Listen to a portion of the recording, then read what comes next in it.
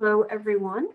Today, we're going to sort of pick up where we left off last week and do a part two of sorts, because this week we are also going to be talking about gifts, like we did last time. But the story I'm going to read you today, it has something to do with the gift, but as much as anything, it has to do with humility, which is our main focus today, the topic of humility.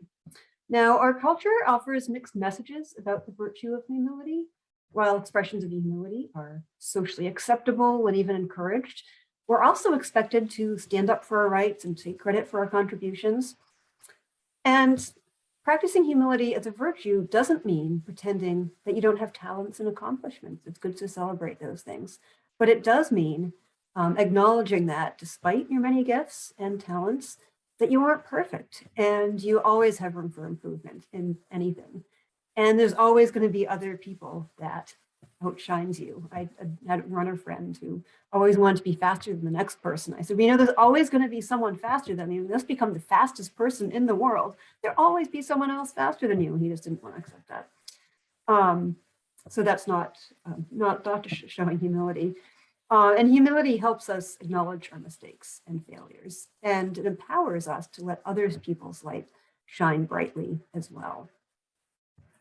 So the story I'm going to read to you is called The Value of a Gift. What is the value of a gift given? Is it just the dollar amount and the price tag, or are some gifts worth much more? Let me tell you about a gift that was not worth much monetarily, but which made a wealthy woman richer than she could have imagined. I was fortunate to participate in an international charitable organization's trip to Honduras. The trip was for educators, which was defined broadly. Some people on the tour were school teachers. Others volunteered at local schools to help children about the work of the organization. Our support for this organization and belief in the value of education was what we shared. Otherwise, we're an eclectic bunch, so they're all very different and varied in age, location, ethnicity, and class. We were led by Rita, a local woman who was married to a Presbyterian minister who organized this Honduras program. I was assigned to a dorm with 3 other women. One of those women was Anne. Anne was tall and lanky. She was gregarious and loud. She wore comfortable clothes and muted colors, but they looked expensive. Even her shoes looked expensive. Anne did not need to work for a living. She lived in a small New England town and volunteered at the local historical society. After the trip, she planned to share her experiences with the rest of the ladies at the historical society.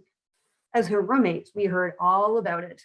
We heard about her horses, her antique jewelry, her summer place, and her 2 Mini Coopers. Anne's conversation revolved around her possessions. We heard all about them because my other 2 roommates virtually drooled over her lifestyle. You could hear the longing and envy in their urges for her to tell them more. During the day, we toured sites where the charity was working with local partners to end hunger. Anne strode into villages with a bright smile and a jovial banter and made easy friends. She was funny and a master of sparkling conversation. What was there not to like? She always had questions and was generous with her opinions. She noticed other people's possessions. She complimented our guide, Rita, on her earrings. She raved about my green hiking boots.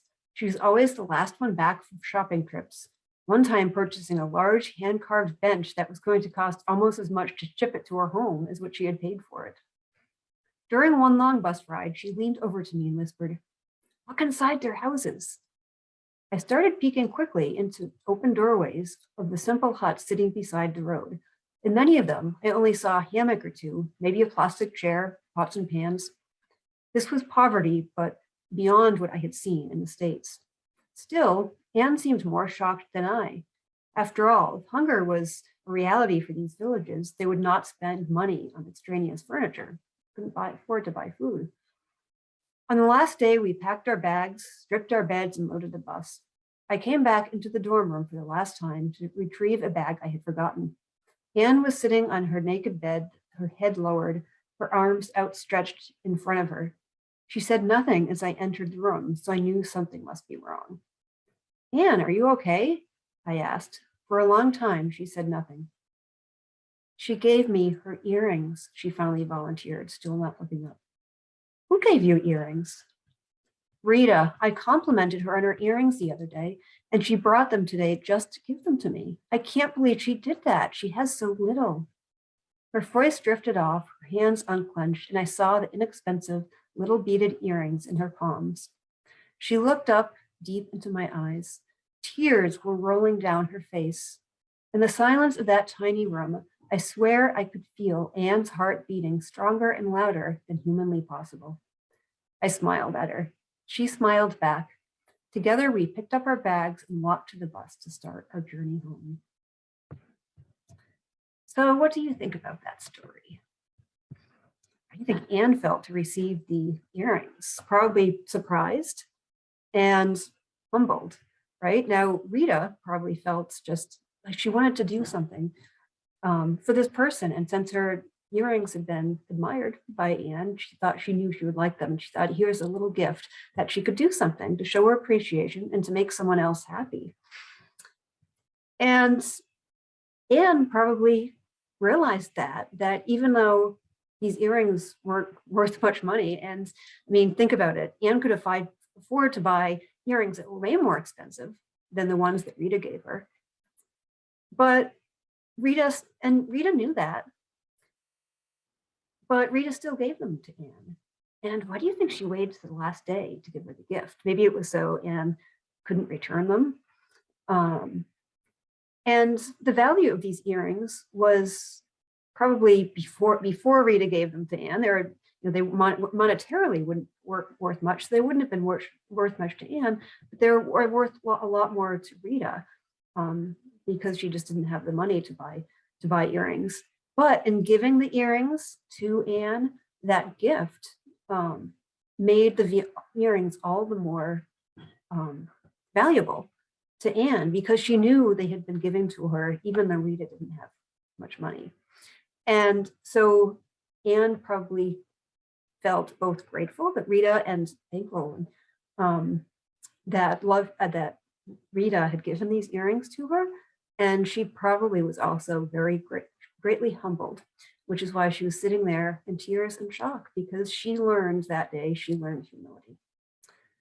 So think of a gift sometime or something really that was more valuable than just the price tag because of someone who gave it to you or the way it was received.